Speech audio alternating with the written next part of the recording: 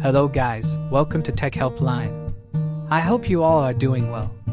Today you will learn how to change country on YouTube. Before I start this video, be sure to subscribe to this channel and do not forget to click on bell icon. So let's begin. YouTube is the easiest way to upload videos online and watch videos with almost every type of content. We can share videos of any content like facts, cooking, daily vlogging, or totally study material. There is no limitation on the size or content of the video, and also, we can search for any type of video. So, in order to change country on YouTube, you simply need to go to the web browser and type youtube.com in the search bar and hit enter. Now click on your profile and click on location. Choose your location. As you can see at the logo of YouTube, it is changed into YouTube of Argentina.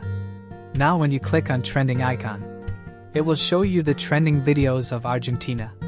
I hope you guys like this video. I will see you in the next one. Thank you guys for watching this video, and make sure to subscribe this channel and don't forget to hit the bell icon.